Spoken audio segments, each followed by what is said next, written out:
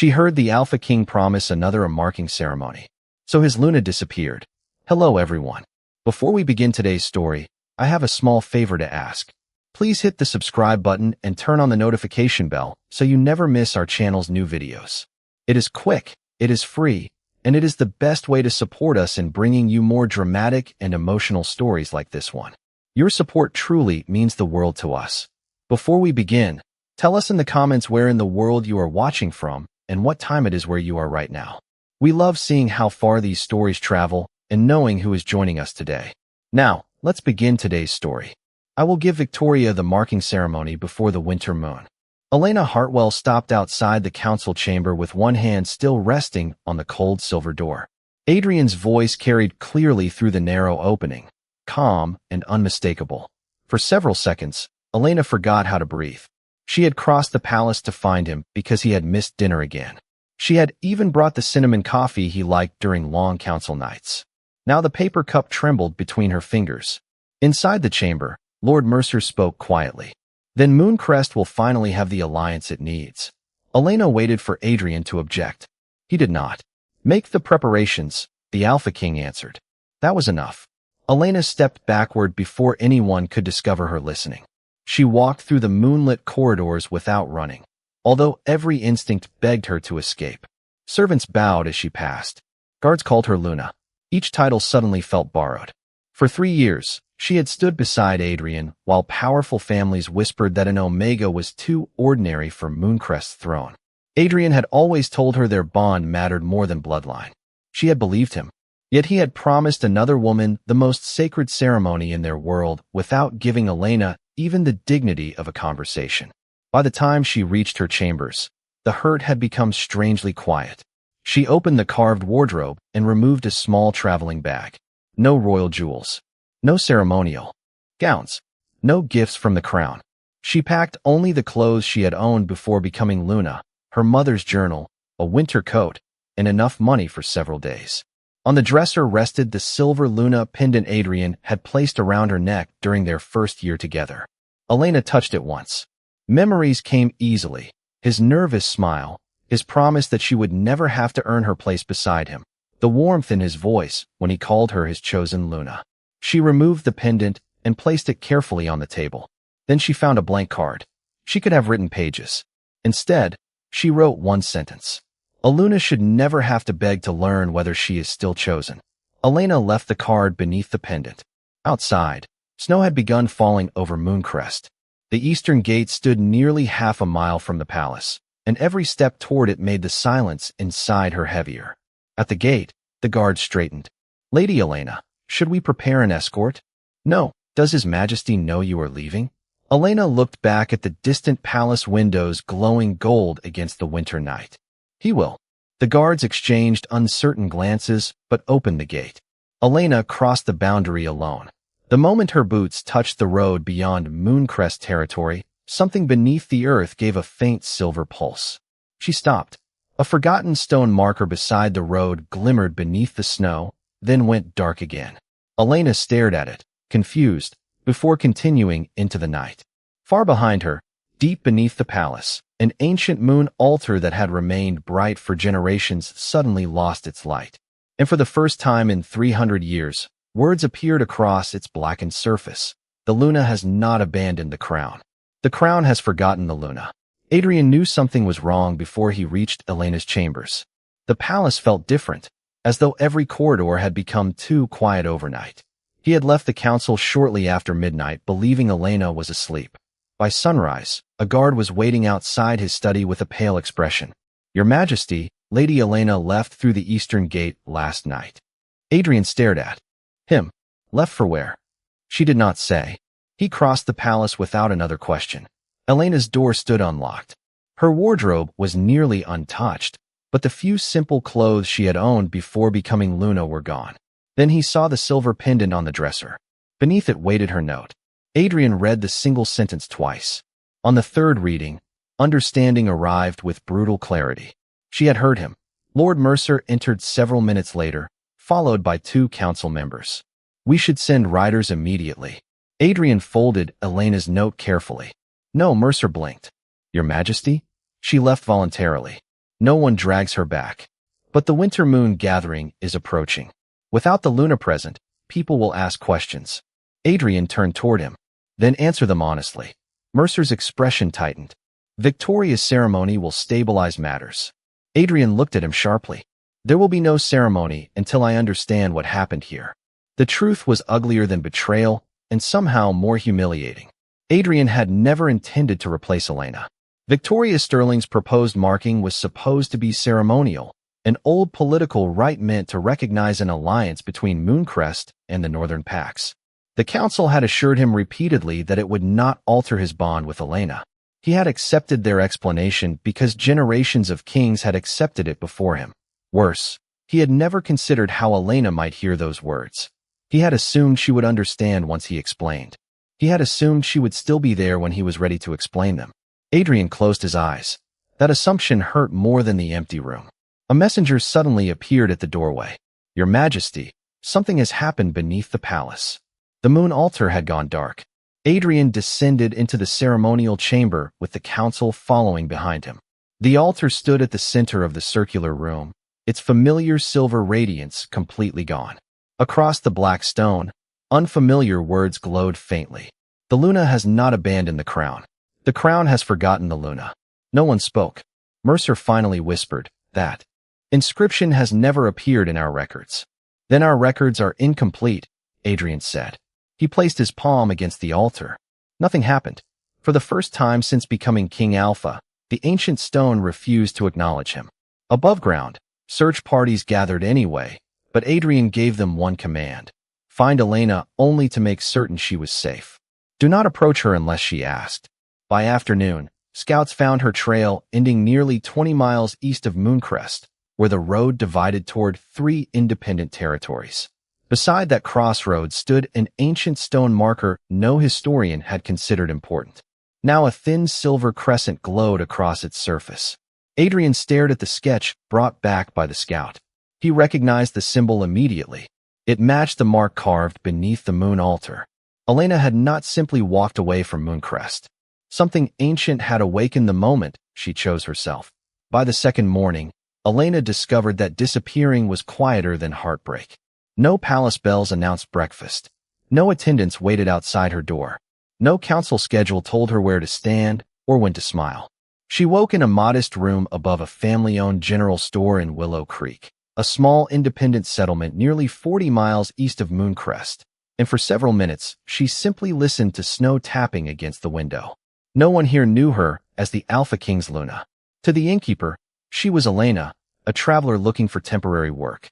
By noon, she was helping organize winter supplies at the community hall. The settlement had fewer than 300 residents, many of them Omegas who had left larger packs because rank followed them everywhere else. Elena sorted canned food, blankets, and medicine while an elderly woman named Ruth showed her which families needed deliveries before the next storm. You work like someone who is used to being needed, Ruth said. Elena paused. I think I was used to being useful. Ruth smiled gently. Those are not always the same thing. The word stayed with Elena as she carried 2 grocery bags through the snow to a small house near the edge of town. A little girl opened the door and immediately stared at Elena's hand. Why is it glowing? Elena looked down.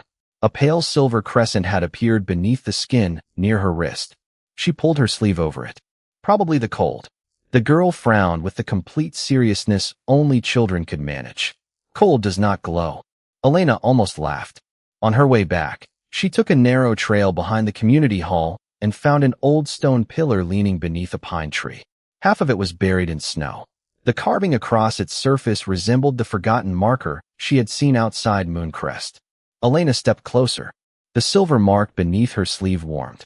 She hesitated, then brushed snow from the stone with her glove. Light spread beneath her fingertips. Elena stumbled backward. A thin silver line traveled through the carving, forming a crescent around a small central circle. Then another stone 50 feet away answered. A third awakened beyond the trees.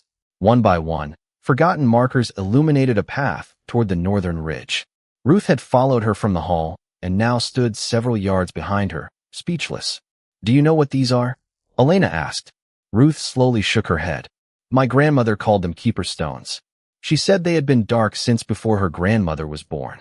Elena looked toward the glowing trail. Keeper of what? Ruth's expression changed. She never knew. That evening, Elena opened her mother's journal for the first time in years. Near the final pages, she found a symbol she had always assumed was decorative. A crescent surrounding a circle, identical to the awakened stones. Beneath it, her mother had written 6 words. When the crown forgets, the keeper remembers. Elena sat perfectly still. 40 miles away, beneath Mooncrest Palace, the dark moon altar suddenly pulsed once. Adrian was standing beside it when a silver line appeared across its surface, pointing east. But this time there was no message for the King Alpha. The altar was not calling Elena home. It was showing him that whatever she had awakened existed beyond his crown. 3 days after Elena left Mooncrest, the council gathered beneath the silver dome of the ceremonial hall and asked Adrian to proceed without her. Victoria Sterling stood beside the moon altar in a pale ceremonial gown, composed but visibly uncertain. She had been raised among alpha families who treated political duty as something heavier than personal preference, yet even she kept glancing toward the dark stone at the center of the chamber. This ceremony was approved generations ago, Lord Mercer reminded Adrian. The Northern Alliance cannot wait because Elena misunderstood a conversation. Adrian's expression hardened. Do not reduce her departure to a misunderstanding. Mercer lowered his voice. Then call it what you wish. Mooncrest still requires stability. Adrian looked toward Victoria. Do you want this? The question surprised everyone, including her.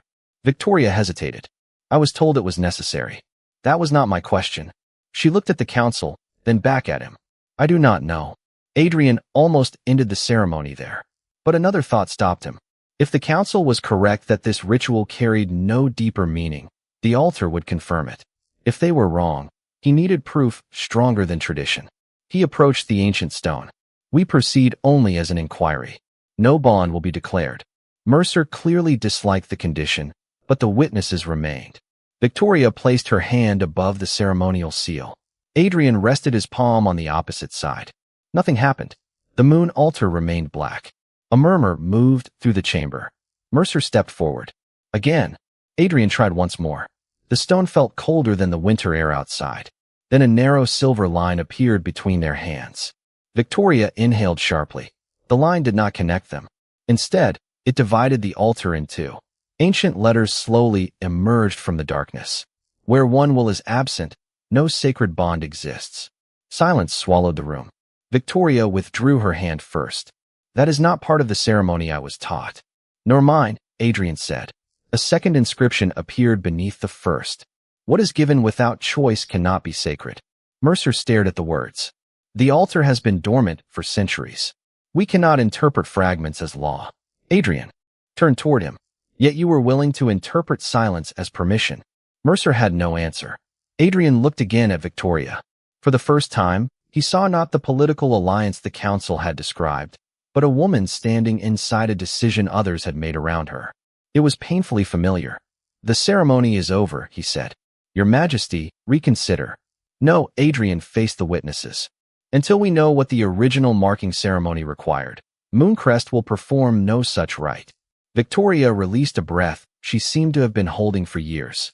Later that evening, Adrian returned alone to the altar carrying copies of Elena's mother's symbol and the sketch of the awakened keeper stone near Willow Creek. He placed them side by side. The symbols matched. A hidden seam appeared beneath the altar. Slowly, a narrow compartment opened, revealing a weathered silver key and a strip of parchment bearing 4 words Adrian had never seen in any royal history. Ceremony of Two Wills. 40 miles east, Elena touched the glowing mark on her wrist at the exact same moment. Every keeper stone along the northern ridge awakened together, and beneath the snow, a forgotten path began shining towards something that had been waiting for her long before Mooncrest ever called her Luna. The forgotten path did not lead Elena back toward Mooncrest. It climbed north through the wooded ridge, each keeper stone awakening as she approached, until the lights formed a silver trail beneath the snow. Ruth insisted Elena take a lantern, but Elena had barely walked half a mile before realizing she did not need it. The stones were guiding her.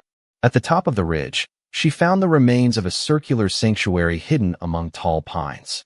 Most of its walls had collapsed long ago, yet one arch remained untouched. Carved above it was the same crescent surrounding a circle that appeared in her mother's journal. Elena stepped beneath the arch, and the mark on her wrist warmed. Words emerged across the stone. The keeper remembers what power chooses to forget. Elena stared at them. Beneath Mooncrest Palace, Adrian was discovering the other half of the same history. The silver key from the altar opened a sealed archive behind the old ceremonial chamber. Dust-covered shelves untouched for generations. Adrian spent hours beside the royal historian, Daniel Reeves, translating records written before the modern Luna laws existed. What they found changed everything. The original marking ceremony had never been designed for an alpha to claim a Luna. Its oldest name was the ceremony of two wills. Before the sacred mark could appear, the alpha was required to surrender every legal and ceremonial right to compel the bond. Only then could the Luna choose freely. If she refused, the ceremony ended without punishment, disgrace, or loss of rank. Adrian lowered the parchment slowly. When did this change? Daniel searched another record. About 400 years ago. The language shifts gradually. Choice becomes duty. Partnership becomes obedience. Adrian looked toward the dark altar beyond the archive door. And Alpha King's Luna? Daniel hesitated before opening a smaller silver-bound volume.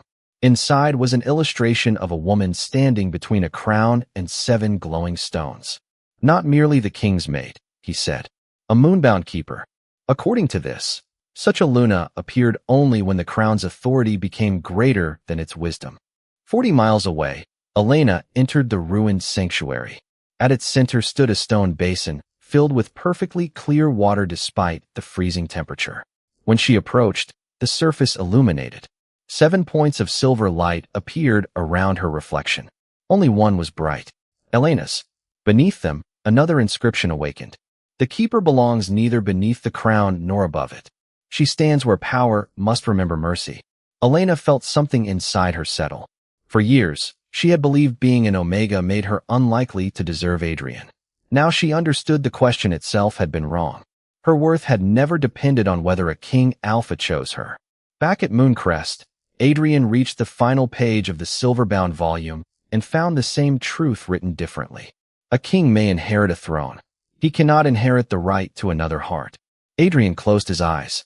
He finally understood what Elena had heard that night, and why explanations alone could never repair it. Then Daniel turned one final page. A map appeared, showing the sanctuary outside Willow Creek. Adrian recognized the ridge immediately. Beneath the map was a warning. When the moonbound keeper awakens beyond the crown, the king must approach without authority, or the path will remain closed. Adrian stood. He removed the royal signet from his hand and placed it on the table. Prepare no escort. Daniel looked up. You are going alone? Adrian glanced toward the eastern mountains.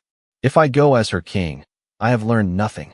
Adrian reached Willow Creek shortly before sunset with no guards, no royal carriage, and no symbol of office anywhere on him. He had driven the 40 miles himself, leaving his vehicle near the settlement before following the glowing keeper stones toward the northern ridge. Elena saw him from the ruined sanctuary before he saw her. For one dangerous second, memory softened everything. Winter evenings beside the palace fire, his hand reaching automatically for hers during council dinners, the quiet way he used to say her name when no one else was listening. Then she remembered the council chamber door and the promise she had never been meant to hear. Adrian stopped several yards away. He did not approach further. I found the original records, he said. Elena folded her arms against the cold. Then you know what the ceremony was supposed to mean. I know what we turned it into. His voice carried no defense. And I know I should have questioned it long before losing you forced me to. Elena looked toward the glowing sanctuary stones. You did not lose me because I misunderstood one conversation. I know. You lost me because you believed you could make a decision involving something sacred to us and explain it afterward. Adrian lowered his eyes. I know that too. The simplicity of his answer unsettled her more than an argument would have. Elena had imagined this moment during sleepless nights. In every version, Adrian arrived with explanations. Instead, he brought accountability. Victoria was never meant to replace you, he said. The council described her ceremony as political and symbolic. I believed them because believing them was convenient. Elena's expression remained still. That does not make it better. No. It makes the failure mine. Wind moved through the pines. Adrian looked toward the sanctuary but did not step beneath its arch. I came to tell you that Mooncrest will suspend every marking ceremony until the original laws are restored, whether you return or not. Elena searched his face. If Mooncrest did not need me, would you still be standing here? Adrian answered without hesitation. That is why I came without Mooncrest. Something inside her tightened. He reached into his coat and removed her silver Luna pendant. Elena immediately recognized it. I did not bring this to ask you to wear it, he said. I brought it because it belongs to you if you want it, not because a crown gave it meaning. He placed the pendant on a nearby stone and stepped back. Elena did not touch it. You expect forgiveness? No, then what do you expect? Adrian looked at her, and for once the King Alpha seemed entirely absent from his face. Nothing. That is something I should have learned sooner. Elena felt the mark on her wrist warm. The sanctuary remained quiet. No miraculous light appeared between them. No ancient power rewarded an apology. She was strangely grateful for that. Some choices were too important for magic to make. Go back, Adrian. Pain crossed his expression, but he nodded. All right. He turned toward the trail. And change the law even if I never return. Adrian looked back once. I already started. Then he walked away alone. Elena watched until the trees hid him. Only afterward did she notice the keeper stone beside his abandoned pendant. New words were appearing across its surface. The keeper is not proven by leaving. The king is not proven by following. Both are proven by what they choose when no reward is promised. Elena read the inscription twice. Then another voice came quietly from behind the sanctuary arch. He finally found that part. Elena turned. Victoria Sterling stepped into the silver light, carrying a sealed council document. But there is something he still does not know, she said. You were supposed to hear him that night. Elena stared at Victoria as the last silver light faded from the trail behind Adrian. What do you mean? I was supposed to hear him. Victoria approached slowly and placed the sealed document on the sanctuary stone between them. Lord Mercer arranged the meeting time. He also made certain one of your attendants told you Adrian had skipped dinner again. Elena felt the cold differently now. How do you know? Because he arranged my part too. Victoria opened the document. It contained council correspondence bearing Mercer's signature, along with a private proposal from 3 senior families. Elena read enough to understand. The council believed Mooncrest had become politically vulnerable because its Luna was Omega-born. They wanted Elena gone without publicly rejecting the woman Adrian had chosen. A scandal would divide the kingdom. A disappearance could be blamed on emotion. They wanted me to leave, Elena whispered. Yes. Victoria's expression tightened. And they wanted me waiting when you did. Elena looked at her. Why tell me? Because I spent my entire life being told that becoming valuable meant becoming useful to powerful men. Then I stood at that altar and realized no one had ever asked what I wanted either. Victoria folded the papers. I will not become the reward for another woman being pushed aside. Elena remained silent for several moments. Anger would have been easier. Instead, she felt something colder and clearer. Mercer had manipulated the circumstances, but he had not invented Adrian's choice. Adrian had still agreed to discuss the ceremony without her. Both truths could exist at once. This does not erase what Adrian did, Elena said. It should not, Victoria replied. But what happens next should be based on the whole truth. By morning, they were traveling toward Mooncrest together. They arrived shortly before the emergency council session Adrian had called to suspend all marking laws. When Elena entered the chamber beside Victoria, conversation stopped.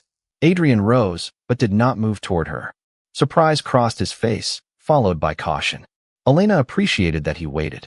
Victoria walked to the center table and placed Mercer's documents before the council.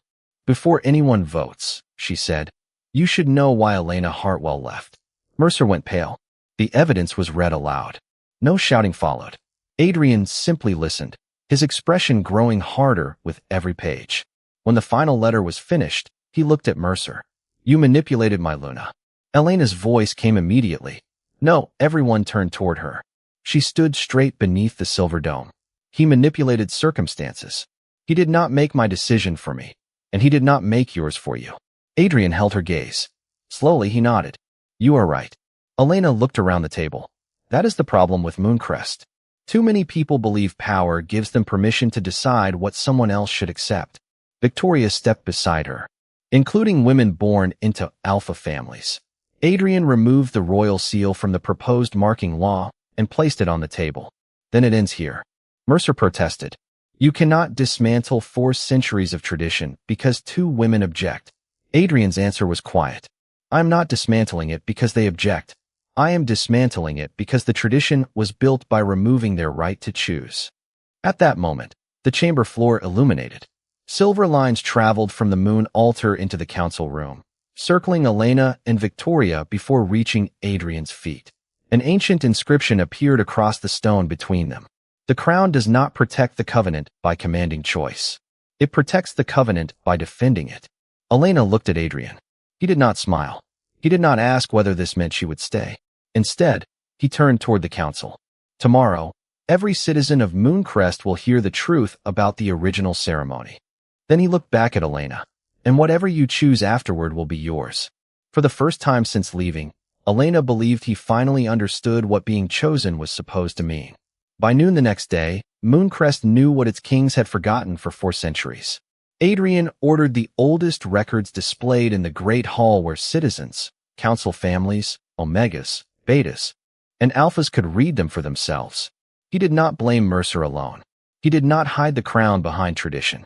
Standing before the dark moon altar, Adrian admitted that he had accepted a ceremony he did not understand because generations before him had called it normal. Elena listened from among the people rather than beside the throne. Victoria stood several feet away, equally free of any ceremonial position. Then Adrian removed the current marking decree from the royal archive and placed it on the altar. From this day forward, no alpha, council, family, or crown may assign a sacred bond on behalf of another person. The hall became completely still. The old law ends because choice was never meant to belong to power. Adrian signed the repeal. Silver light immediately appeared beneath the document. The moon altar awakened for the first time since Elena had disappeared. Ancient letters formed across its surface. The king may offer. The Luna must choose. Neither may command the moon. Elena felt the mark on her wrist grow warm. The crowd parted as a line of silver light traveled from the altar toward her. Adrian did not call her forward. That mattered more than she expected. Elena stepped into the open space because she chose to. The moment she approached the altar, another inscription appeared. Alpha King's Luna. Whispers moved through the hall. Daniel Reeves opened the recovered silver-bound volume and read the forgotten passage aloud. The title had never meant a woman owned by the Alpha King. It described a moon-bound keeper, a rare Luna called when royal authority needed balance. Her purpose was not to obey the crown, but to remind it that strength without wisdom eventually became control. Elena looked at Adrian. So all this time, they taught us the title backward. Yes, he said, including me. She placed her palm above the altar without touching it. 7 faint circles appeared around the stone. Only one glowed completely. Hers. Adrian stepped closer, but stopped before entering the circle. What happens now? Elena asked. Daniel studied the ancient text. Nothing unless both wills enter freely. Adrian looked at Elena, then deliberately stepped away. Then nothing happens today. Several council members exchanged surprised looks. Elena did too. You are not going to ask? Not while you are standing here, because the kingdom is watching. His answer was quiet. If I ever ask you again, Elena, I want you to know that no altar, council, title, or crisis is answering for you. Something in her chest softened, but she did not mistake softness for certainty. Then you finally understand. I am beginning to. The ceremony ended without a marking. Strangely, the moon altar remained bright. That evening Elena returned to Willow Creek rather than the palace. Adrian did not stop her. Over the following weeks, reports reached her that he had opened council seats to lower-ranked families, restored the original ceremony of 2 wills to law, and removed every rule allowing the crown to define a Luna without her consent. He did these things without knowing whether Elena would ever come back. Then, on the night before the first moon, Elena's keeper mark suddenly illuminated. Across 40 miles, every ancient stone between Willow Creek and Mooncrest answered at once. In her mother's journal, a page that had always been blank filled with silver words. When the king protects choice without expecting to be chosen, the keeper may decide whether the covenant begins again. Elena closed the journal and looked west toward Mooncrest. For the first time, returning did not feel like surrender. It felt like a choice. Elena returned to Mooncrest before sunrise on the first moon, carrying no royal luggage and wearing no Luna pendant. Snow covered the road, but every keeper stone between Willow Creek and the palace glowed as she passed, forming a quiet silver path through the darkness. At the eastern gate, the guards recognized her immediately. Neither tried to announce her arrival. Elena entered the city as morning light touched the rooftops. She noticed the changes before reaching the palace. Public notices displayed the restored ceremony of two wills. Council appointments included Omega and Beta representatives. The old law describing a Luna as subject to royal designation had disappeared. Adrian had kept changing Mooncrest when there was no promise she would return. That mattered. She found him in the ceremonial hall beneath the silver dome. He stood alone before the moon altar, dressed simply in black, without his crown. When he saw Elena, surprise crossed his face. He took one step toward her, then stopped. "You came back." Elena looked around the empty hall. "I came to make a choice." Adrian understood the difference. "Then whatever it is, I will respect it." She approached until only several feet separated them. "Ask me." His breath caught. "Here. There is no council here. No audience. No one to impress." Elena glanced at the altar. "Just us." Adrian looked at her for a long moment. "Do you choose me?" Elena shook her head gently. Pain flickered across his expression before she continued. "Ask me as Adrian, not as my king." Something softened in his eyes. He removed the royal signet he had begun wearing again after returning to Mooncrest and placed it beside the altar. "Elena Hartwell, knowing exactly who I am and knowing you owe me nothing, would you choose to build a life with me again?" Elena remembered the woman who had walked through the eastern gate believing she had lost everything. She understood now that leaving had not made her worthy. She had always been worthy. "Yes," she said, "but I choose the man who learned that love cannot be commanded." Adrian's voice was quiet. "That is the only man I want to be." The moon altar illuminated beneath them. Two silver circles appeared, one around Elena and one around Adrian. Neither crossed into the other until they both extended their hands willingly. Then the circles joined. A matching crescent mark appeared softly at each wrist, equal in size and brightness. Elena smiled through sudden tears. Adrian did not pull her toward him. He simply held her hand when she offered it. Across Mooncrest, every ancient stone awakened. The palace bells began ringing without anyone touching them. Then the floor beneath the altar trembled with a low, distant hum. Elena and Adrian stepped back as 7 silver points appeared across the stone. Elena's burned brightest, but beyond it, 6 sleeping symbols slowly became visible.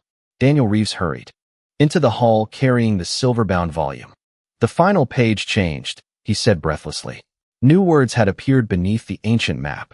"When the Alpha King's Luna chooses freely, the first covenant opens." Behind the altar, a section of stone wall silently separated, revealing a staircase descending into silver darkness. Adrian looked at Elena, but did not move first. "Your choice," he said. Elena smiled. "Our choice." Together they approached the opening. Far below, one forgotten light awakened, then another. The marking ceremony had not restored an old tradition. It had revealed what the tradition was always meant to protect. And somewhere beneath Mooncrest, the first covenant was waiting to be remembered.